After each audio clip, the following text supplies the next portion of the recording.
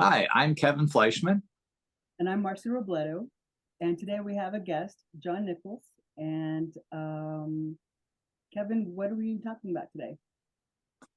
We are talking about the 1984 classic Red Dawn. Definitely a fixture of 80s cinema for all Gen Xers across the board.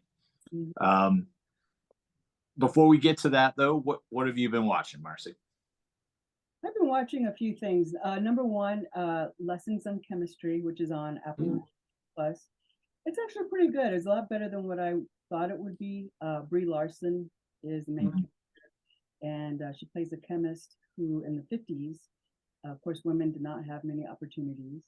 And even though she's brilliant and she was fixing all of the guys' her colleagues' mess, both physically and then chemistry world, she wasn't taken very seriously. And one thing leads to another, and she ends up having to fend for herself outside of chemistry.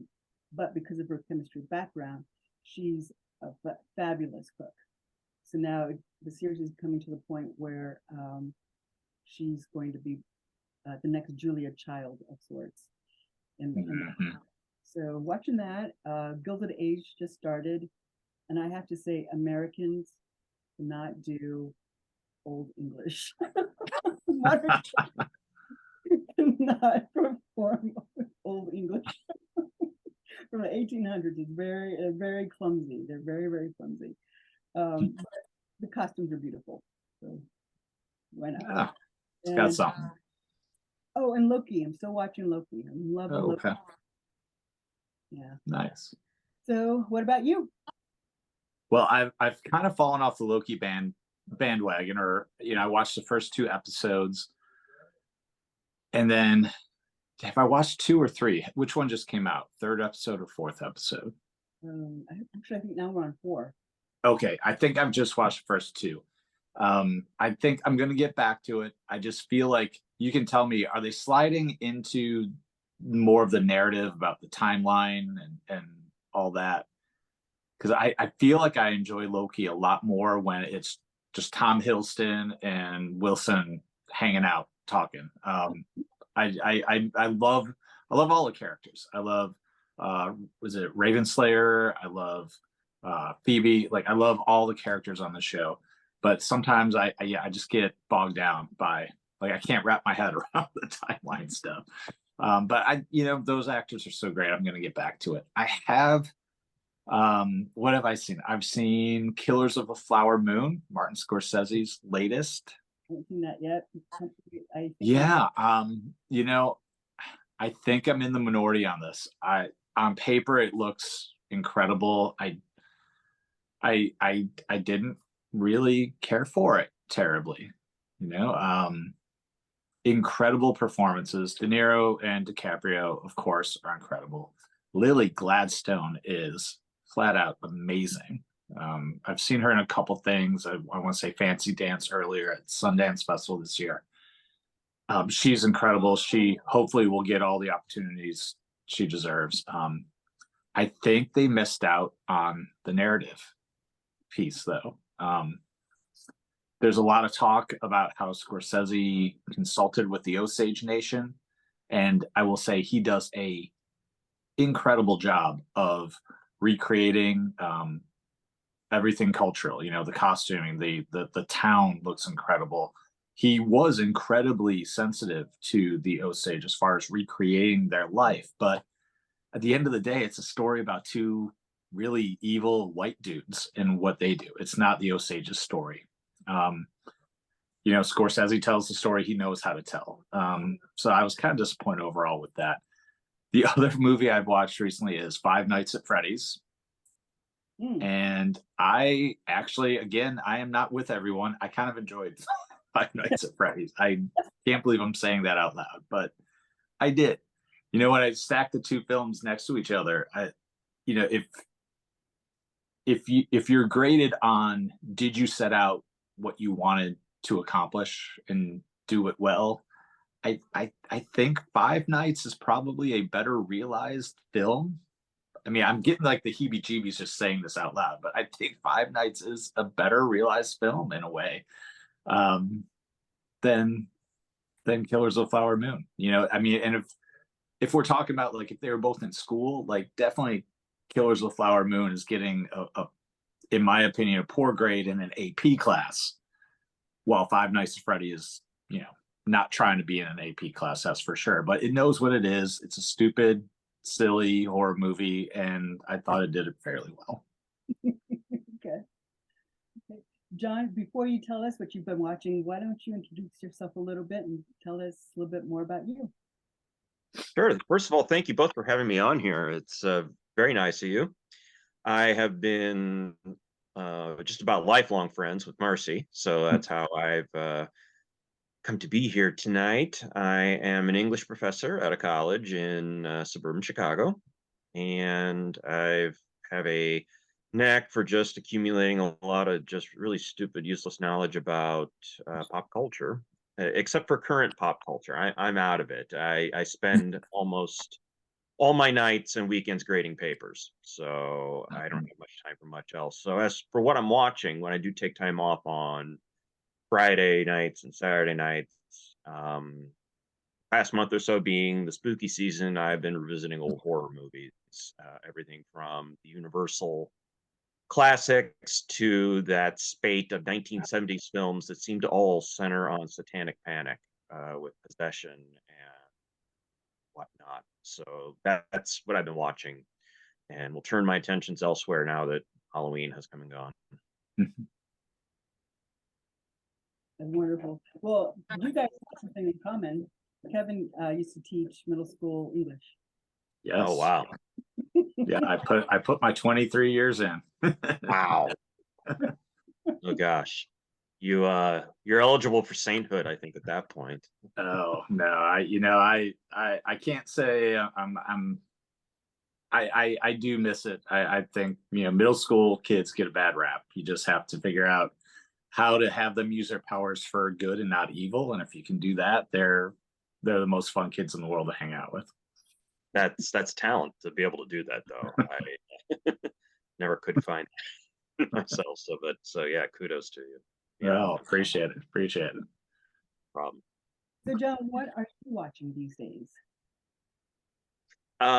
Well, like I said, I just went through a lot of old horror sort of things for the spooky season, and I don't get much time to watch much of anything, I'm afraid. So when we're talking about old things, like from our Gen X perspective, then I can do that. If it's anything new, it usually takes me a while to get around to it.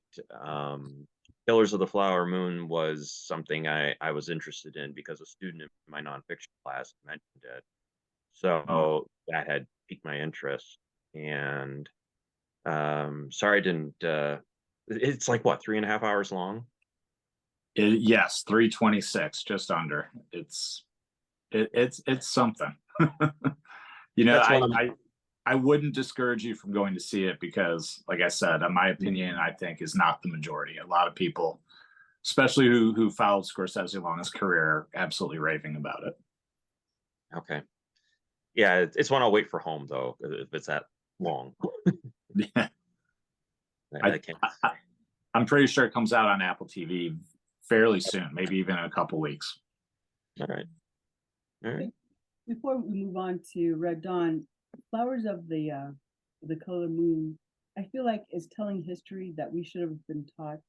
And, and this is the second pop culture, I don't know, exposition or storytelling of big cultural things, multicultural things that happen in our history. The first one being this HBO series came out a few years ago. It's comic book. Yep. I know where you're going with this. The Watchmen. Watchmen. Yes, yes. Yep. And so they talked about the massacre of Black Wall Street. Mm-hmm. No clue that it was a real thing until after it aired and was brought to the surface, and just hearing the commentary on it. And then now Pillars of the Flower Moon, same thing. What is wrong with our history? Yeah. not taught these Yeah, important. you Yeah. know, they mentioned Tulsa in Killers of the Flower Moon. Both events took place within a matter of months, I believe, maybe a couple years apart from each other. And I totally agree with you that we need to hear these stories because they're not taught in schools. But you know, I don't think it's a huge mystery that horrible things have happened because of racism, right? Um, and I don't, you know, I think a lot of people are seeing this movie and saying, "Oh my gosh, I can't believe this specific story happened." When I was watching it and saying, I'm pretty sure stories like this happened constantly, incessantly. Um, I mean, maybe you need a face, you know, to like, you know, I think when you talk about war, like, you know, if you don't see the faces of those affected by war, it's hard to wrap your head around. Maybe this is going to go hopefully a long way, but yeah, I don't think it's a huge revelation that white people tried to take land, resources, and wealth away from everyone else, essentially. Yeah. So maybe we'll save more commentary when we do the review and Yeah. have and devote an entire episode to that. But for now, let's go back to Red Dawn. And John, since you're a guest and you selected this film, first tell us why you selected it, and then your review, your thoughts. Sure. I selected it because when you said this is a show about the Gen X lens, I know a lot of people's minds when they hear Gen X and film, they go to John Hughes and other films of the sort. My mind goes to Red Dawn because of a couple of reasons.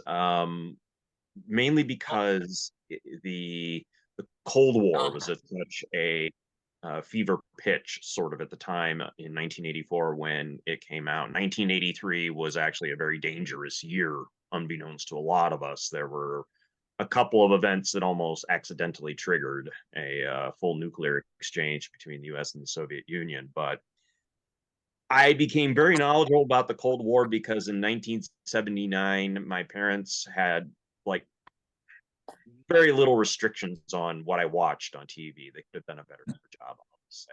And I happened to watch a documentary hosted by John Chancellor, NBC News, on what nuclear war would be like. And it scared the holy living hell out of me. And I'm 8 years old. And it's one of these things where I realized, I thought anyway, that if I learned as much as I could about it, I could have a sense of control. That didn't really happen.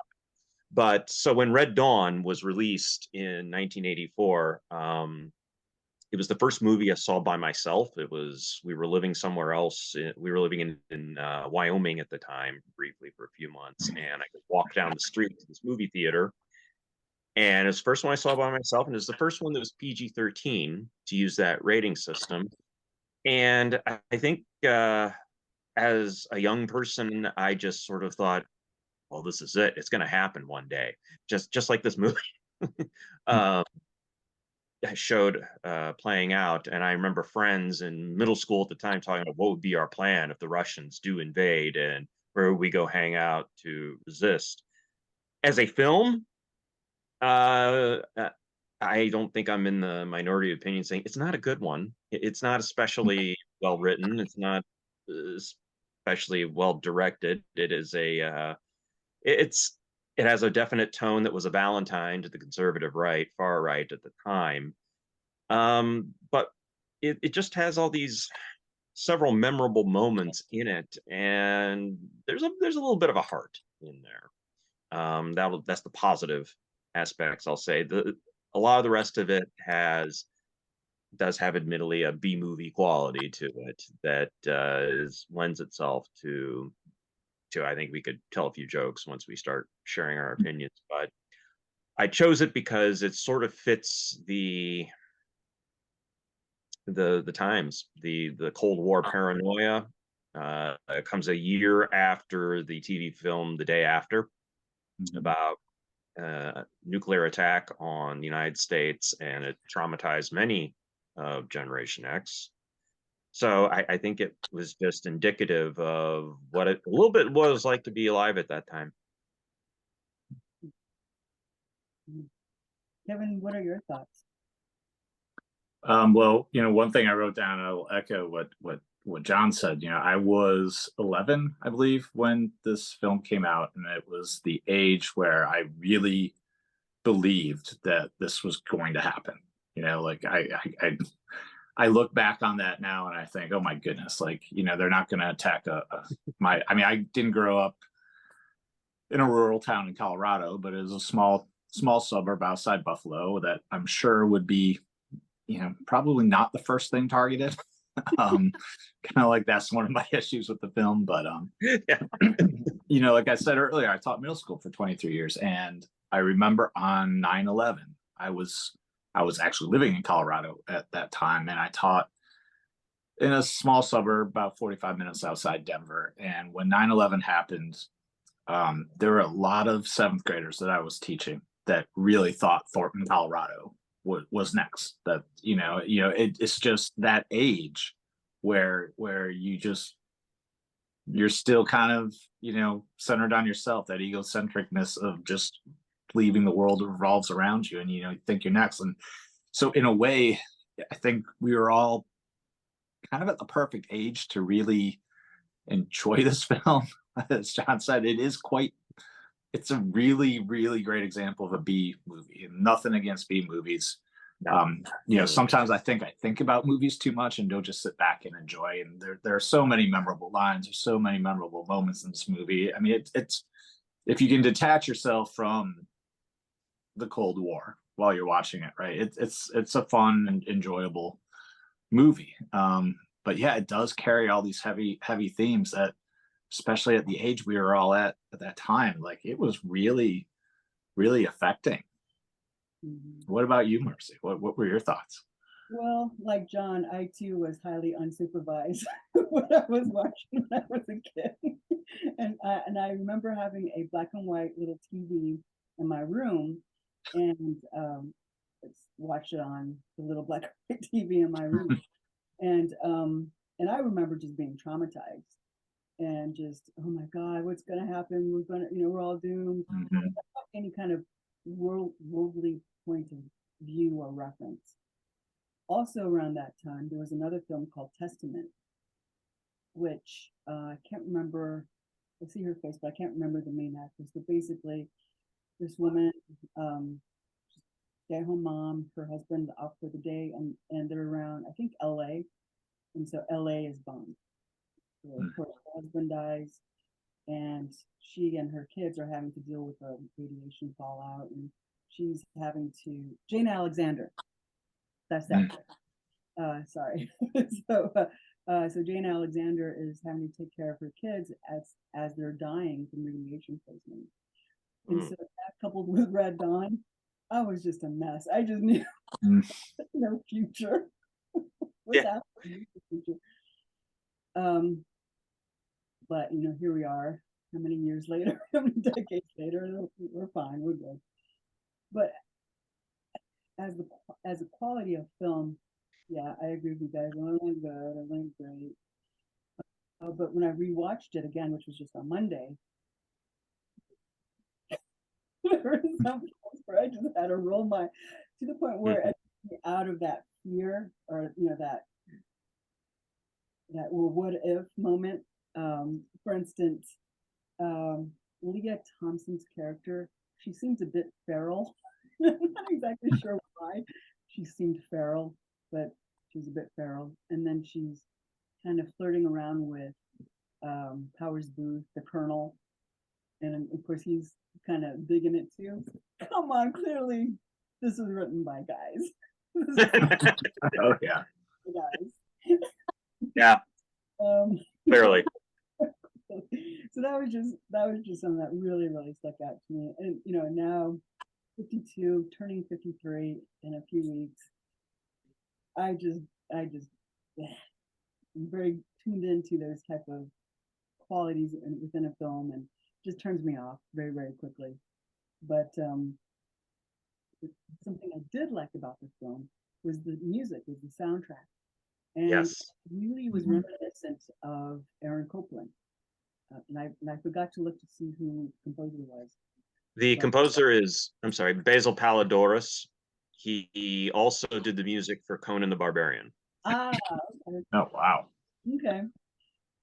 But Aaron Copland wrote Answer for the Common Man. So it's just very patriotic and swelling and emotive. And so I did appreciate that. I did really tune into that. And so those were my big takeaways from the film. Just realizing that I was totally traumatized when I was a kid.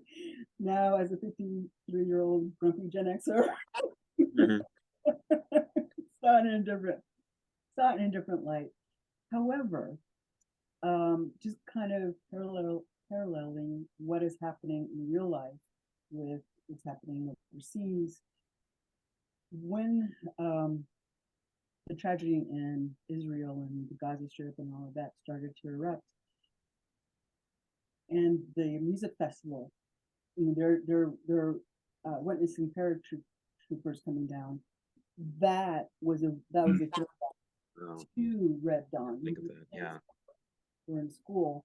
I had that flash of remembrance. And then my thought went to, oh, what if that did happen here in the United States? As many guns as we have in our possession, in my little town that I live in here, quite easily, there's probably 2 or 3 guns per citizen within this town. So I don't know if that's a good thing, bad thing, or if it's just a thing. I don't know, but that's kind of where my mind went with the real life, knowing that we're watching this film and remembering the film, and just kind of a really bizarre space I was in for a few days. Mhm. Any other Well, thoughts? I had done a little checking around, and there's apparently a whole discussion board where people are role playing the continuation of Red Dawn. Oh my goodness, no. Yeah, they are, where the movie leaves off.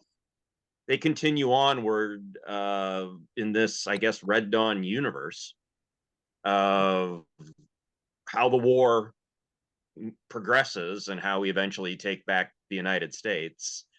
So there are people who are very into this.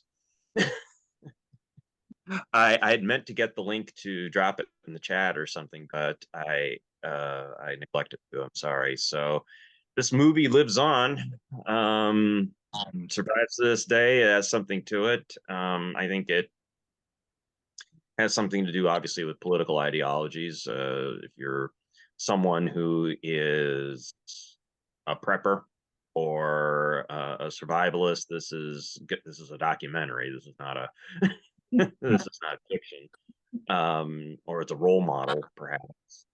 And in this sense of, I actually thought about Ukraine, um, and you know, a people who will.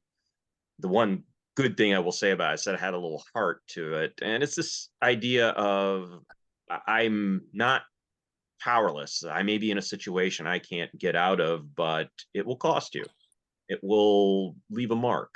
And if I'm, what was the Patrick Swayze quote? Oh, one day we're all going to die standing up. That's Mhm. cheese line, and you know, laugh at it, but it's got something to it. I think that's one of the reasons why it may endure. Um,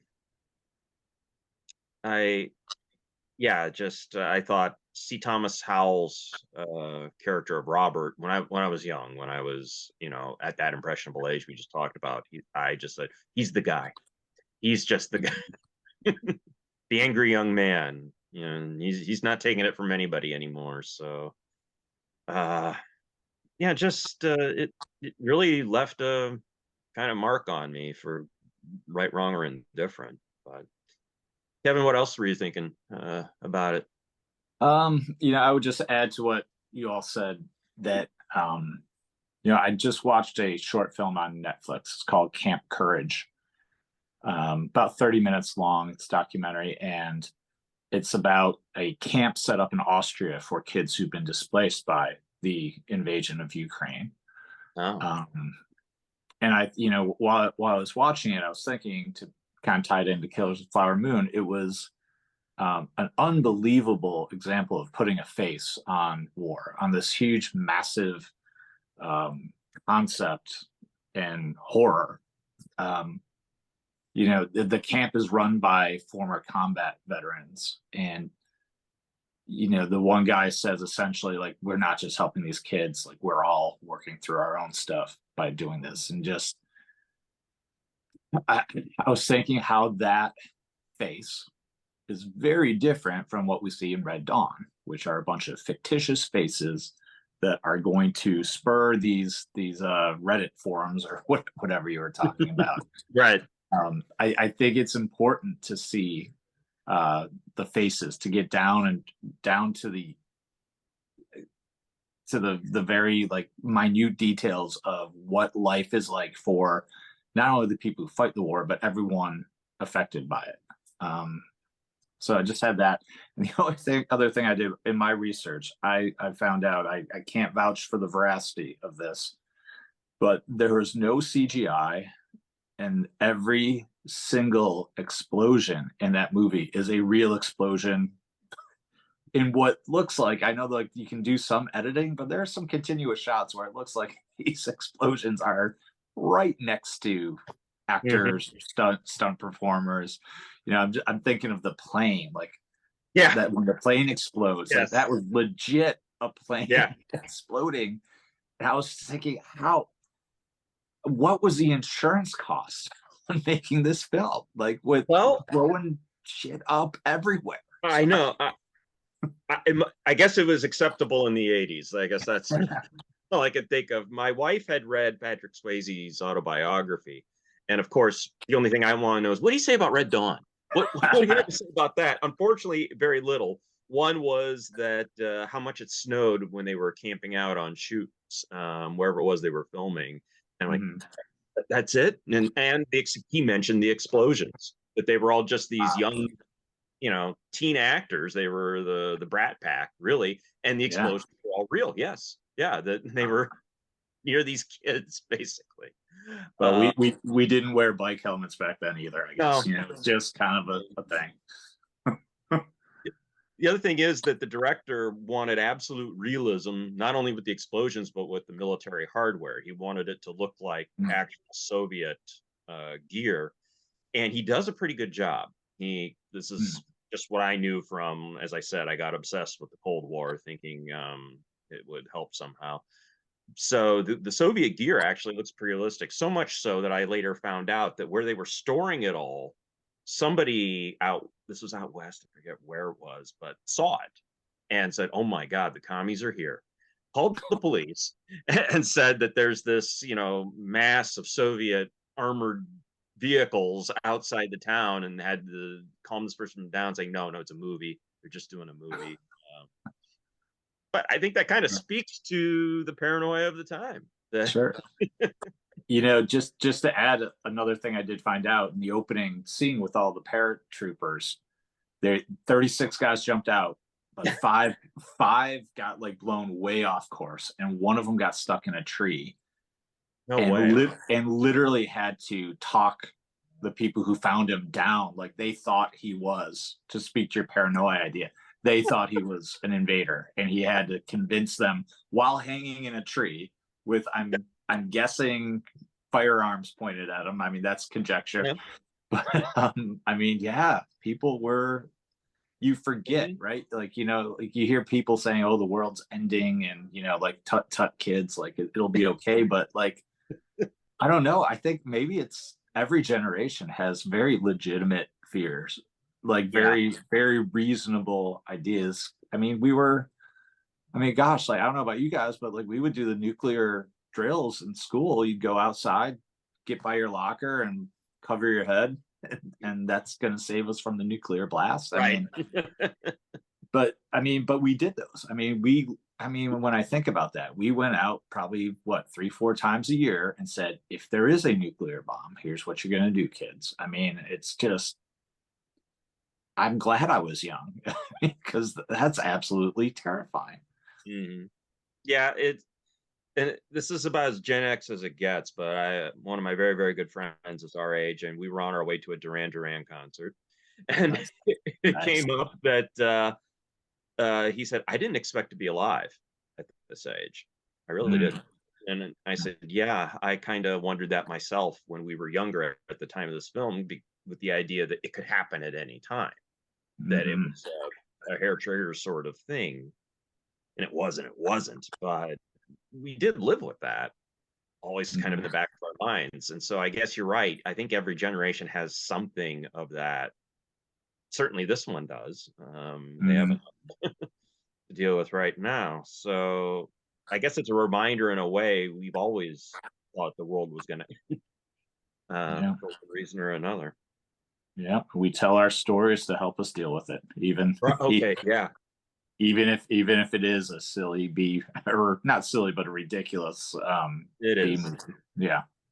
Well, and what's interesting about the role play group is these guys, they do take it seriously, but in taking it seriously, they realize how unlikely the whole thing probably would have been, and that the Soviets Mhm. are losing quickly just because of this murderous supply line to try to keep their troops supplied all the way from the Soviet Union. And our Navy's still active at that point and can Okay. kick things off, and how it would, if even if it did happen in reality, it would come apart fairly quickly, just because as a lot of us in the world have found out, it's very difficult to invade another country. And Yes, it is. Hmm. So Kevin, you mentioned something about just, when we were kids, that fear. I can't help but to wonder which is worse, the fear of nuclear war or the drills of nuclear war, or the drills that the kids now have to go through for shooters, the lockdown for shooting. I don't know which is worse. It They're both it's insidious. no, go ahead. I think it's worse today. Um, because we had I forget what was the name of the movie. John mentioned it earlier, the day after, or the day the tomorrow, day you know after, that. yeah. Yeah, we other take that aside. I think nuclear war is a very abstract idea.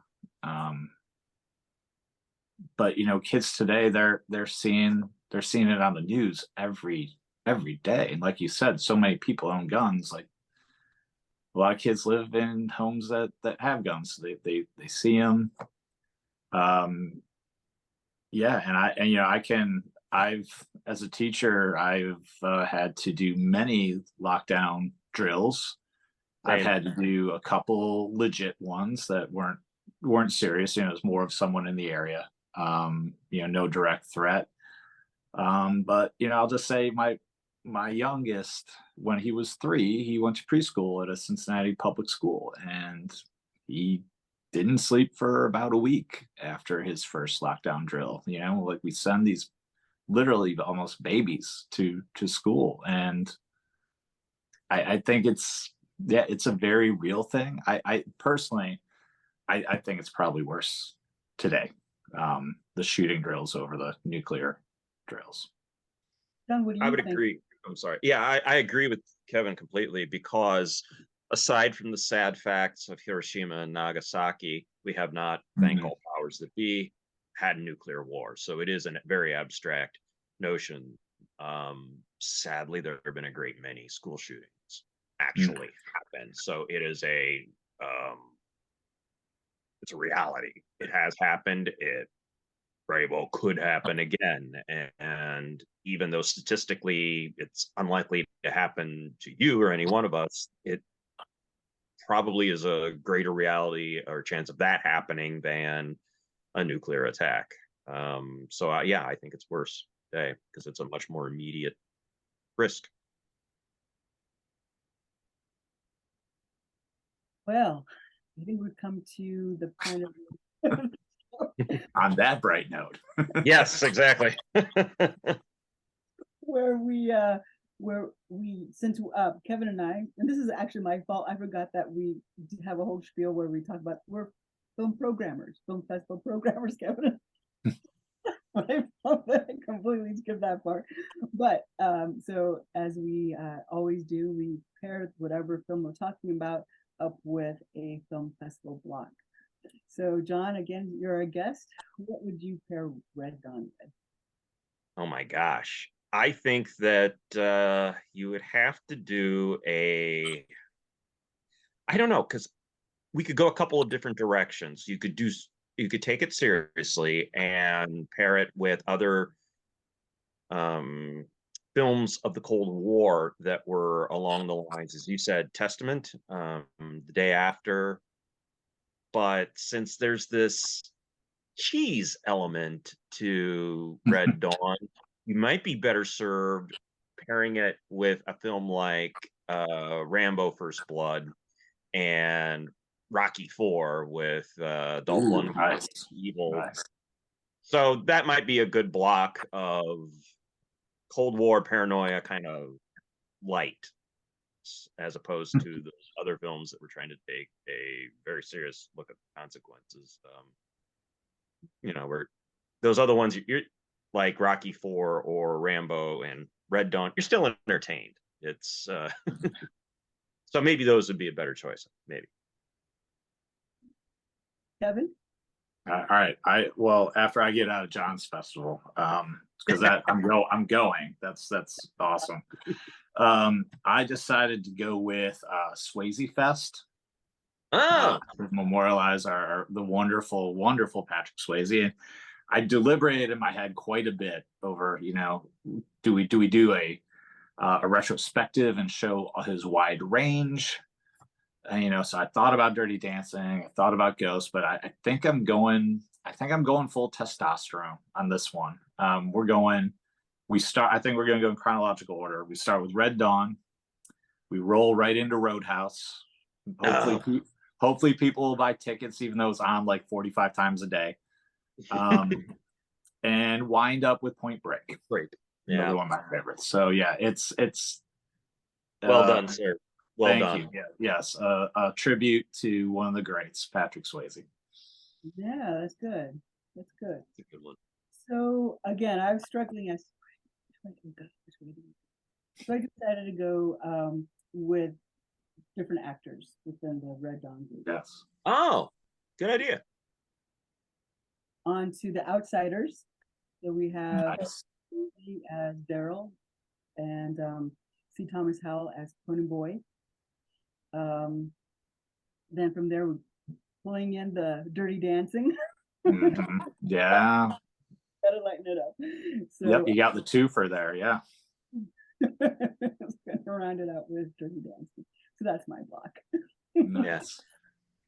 Speaking of those actors and there's a scene in Red Dawn where Charlie Sheen actually plays the voice of reason. Did that unsettle anybody else? Where he's trying to convince, no, we're not executing these two people. We're not doing this, and it's Charlie Sheen. Yeah, in a weird way, it hasn't aged well, right? It just doesn't jive anymore. Or maybe it aged right, and we just I don't know. Who knows? Yeah, I was thinking about doing the actor thing too as well, Marcy, and I would have had to have gone Tombstone for Powers Booth. Oh, good call. Yeah. Such a good movie. So I think we should. I don't want to step on your toes, but throw that on your block. That might be one worth watching. Yeah, I completely forgot about that. Mm. Might need to do a review of the career of Val Kilmer too. That would be a good future. Yeah. Yeah. We did. Documentary Val. John, have you seen Val? Oh, the movie called Val, not the man himself. I have not. So I hear it's pretty rough to get through. I haven't seen it yet, but Kevin has. It's excellent. I can't recommend it enough. It's amazing. It's really good. I'll have to check that out.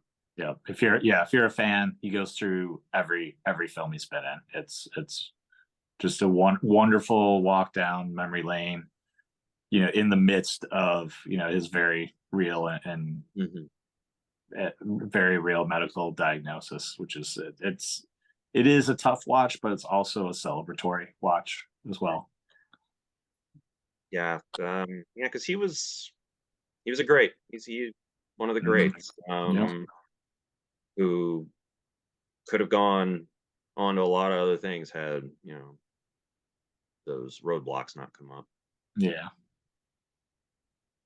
So before we close out, I have a quick question for you guys. Have you seen the remake of Red Dawn with Chris Hemsworth? I did. Ooh, I have not. I Okay. saw it way back in, what was it, 2017. Um, uh, uh, product. How do I want to say this? It's obviously it's not exactly memorable because I'm struggling right now to know where. I think it's probably the age difference of when I saw the original and when I saw the remake. Mhm. I think it actually, if this were possible, stretches credibility a little bit more than the first one because it's North Korea who invades. Ah, Ah. Um, I just don't see that happening. I just don't think that's something we. I mean, I'm not saying they're not a threat, but that would be able to be pulled off. Definitely has a post 9/11 vibe to it, in that Hemsworth's character, I think, is an Iraq veteran, and that he is able to train all these young teens that he's got hiding somewhere. It's in certain ways it's better in production value, worse actually in a lot of ways in terms of story and character. Um, I think there's a reason it didn't make the mark that the first one did, regardless of uh, how humorous the first one is. Just what I think. okay. Well, on that note, we'll go ahead and close out this episode. And as always, please like and subscribe the channel, and hit the little bell for the notification when we have another episode. And I guess for now, that's it. Thanks, Thank gentlemen. you. All right. Yeah. Thanks for coming on. It was great. Thank you both for having me.